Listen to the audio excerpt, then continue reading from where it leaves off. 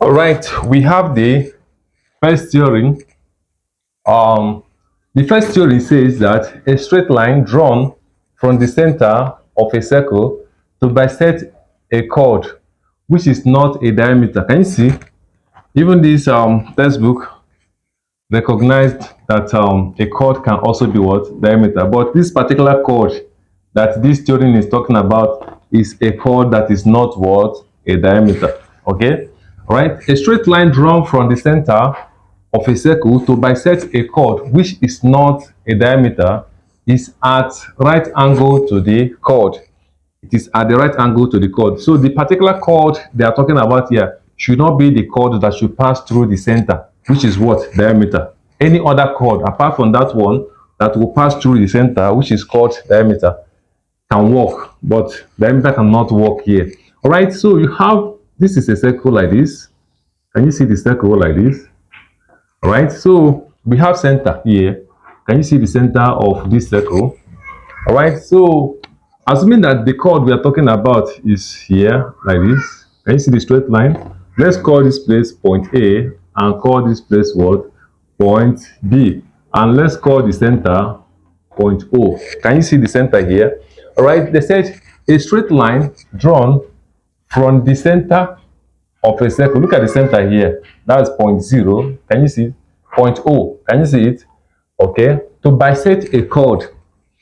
Bisect, you have to pay adequate attention here. When you hear bisect a chord, it means that this line will divide this chord into two equal parts. To bisect a line means divide this line into two equal parts.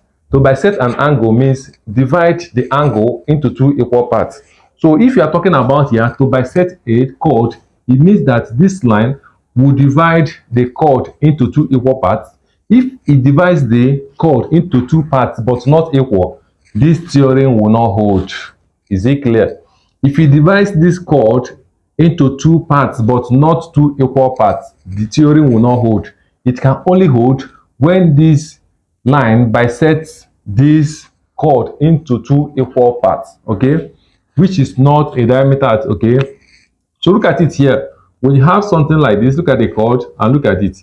Assuming that this line like this, we bisect it. Don't mind my diagram, it's not actually a circle, as you can see, but it looks like a circle anyway.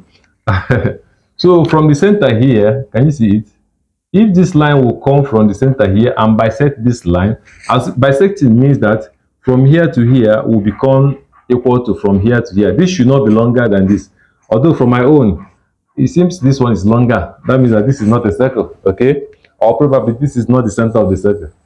Either of the two, or even both. All right, so that is it. So to bisect this chord, which is line AB, okay, so this will come from here. That means from here to here will be equal from here to here. All right, let me call this place C. I'll call it C. Let me call it C. Let me use letter C to denote it. Can you see it? C. All right, so now they said a straight line drawn from the center of a circle to bisect a chord which is not a diameter is at right angle to the chord. Can you see? So they said that it's at right angle. That means here is what? 90 degrees. Likewise here it is what? 90 degrees. As long as this is equal to this. So this will only work only if line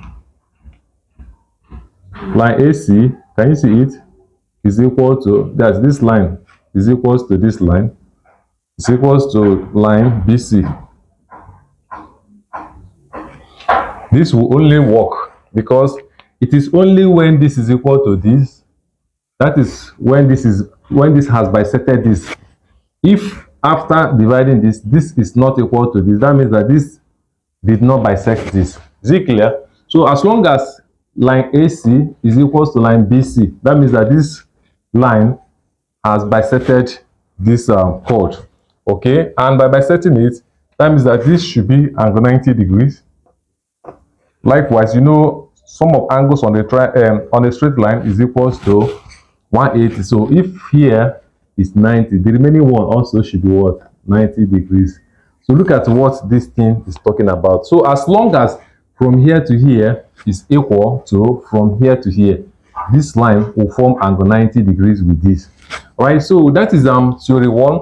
Let's quickly touch theory 2, that's the second theorem, before we now solve some examples that we are going to use this to solve.